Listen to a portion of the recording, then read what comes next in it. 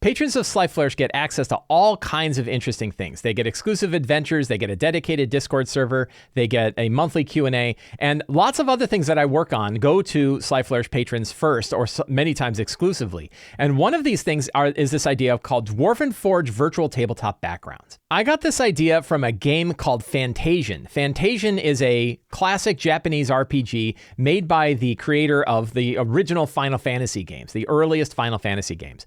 And one of the interesting things about this game, it's available on iOS. I think you can get it on an iPhone. I think it's part of Apple Arcade. It was a really interesting game. It's your very typical sort of isometric Japanese RPG with characters moving around. But one of the neat things is that the backgrounds of the game are actually physical dioramas. They're not just computer graphics. They were actually handmade, hand sculpted, and dropped into the game. People actually built the models that are sitting behind this 3D game. So it was a really interesting idea. And I was like, we could do that with virtual tabletops and Dwarven Forge. I am a big fan of Dwarven Forge. I've been buying and using Dwarven Forge in my games for decades. And when we were moving to online play, I was kind of sad because I have all this Dwarven Forge stuff that we use for tabletop stuff, but I would like to use that digitally. So early on in the pandemic, I happened to be playing this game, and I looked at it and said, wait, this is a way for me to actually use my Dwarven Forge stuff, but in a way that we can play remote. And then I thought, as I am taking pictures of my Dwarven Forge setup and using them in a VTT, it would be really nice if I could take those pictures and offer them to people who don't have Dwarven Forge. So I was a little nervous because I'm taking pictures of Dwarven Forge stuff and I'm going to be putting them behind a paywall for Patreon.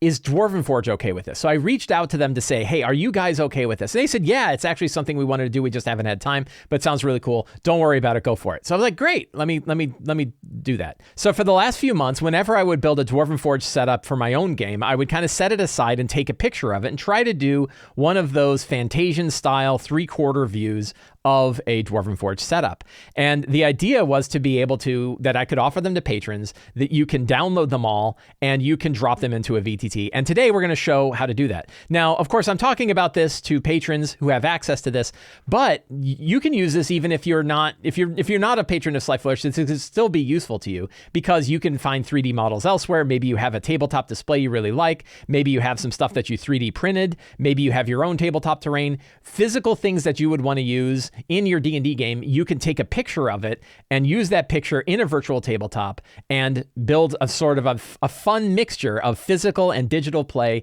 that you can do remotely. So we're gonna look at it with the context of these virtual tabletop backdrops. But if you have your own tabletop backdrops, if you have your own physical tabletop stuff that you want to bring into your game, this same technique can work for you even if you don't have access to this. If you are a patron of Sly Flourish, however, you have access to all of these images. You can download all of them and you can use them in any of your virtual tabletops of choice. I am going to be showing how to use them in Owlbear Rodeo.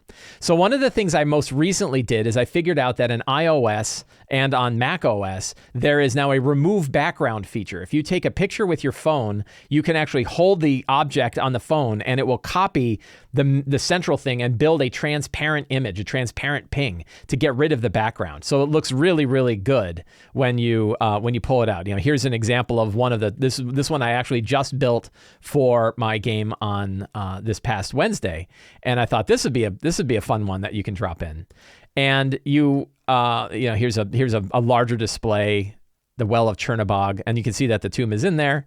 And likewise, you can see that it's a transparent ping. So it got rid of the background table and everything else. So I went back and did that for all of the old images that I had too. Here's a cool treasure room that's being guarded by a gorgon.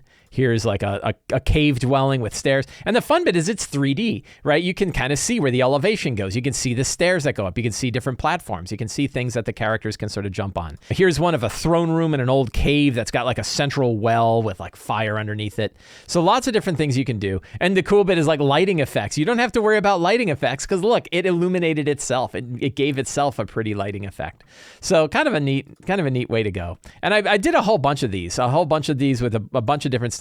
But how do you use it in a virtual tabletop? How does that work? Particularly like, hey, Mike, that's not a direct overhead image. How am I going to put my grid on this? How am I going to move tokens around on it? The VTTs are expecting things to be flat, not kind of isometric.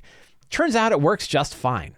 So you can click here, you click the three dots, and you click download all. And when you do, it will bring back all of the images in a big zip file that you can have on your desktop. So now you have all of the transparent images that are ready to go. And then in a tool like Owlbear Rodeo, let's bring up our copy of Owlbear Rodeo.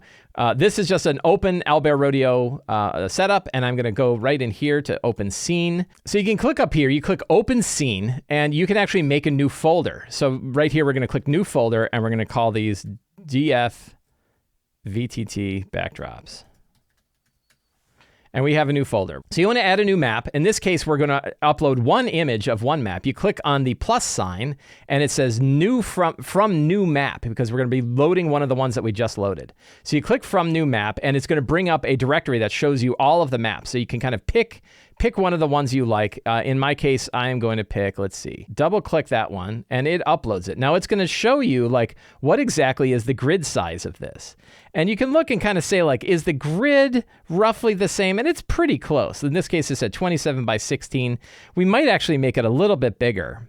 And we're going to say 30 by 18. So it's just, it'll give tokens a little bit more room on the grid. You can actually make them as big as you want. So if you decide that like a square here is a 10-foot square instead of a 5-foot square, you can make a really big area. And then you click import, and it imports that map into your Owlbear Rodeo.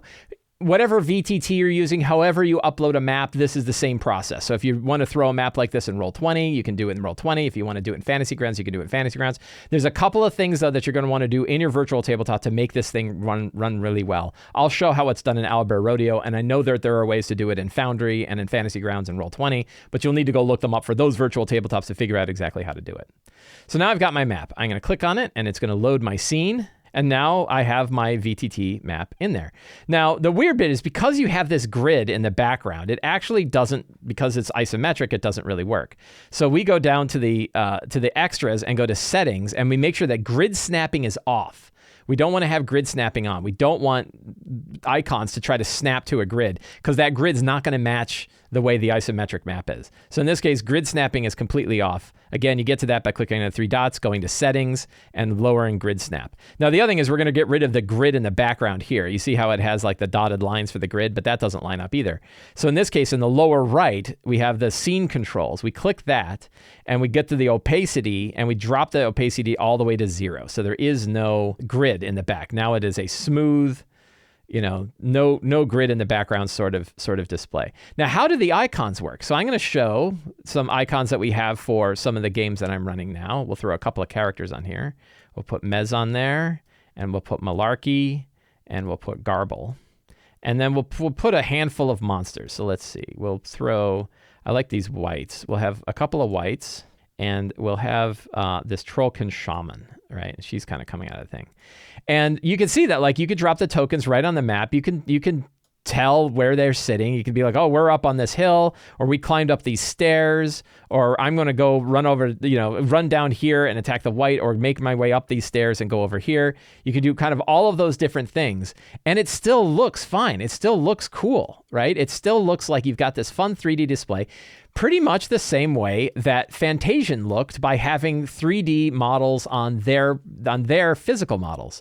I've run a few games this way, and it's been really fun. It's a really fun way to have kind of the feeling of a physical tabletop layout without necessarily having to be in person and still being able to play online.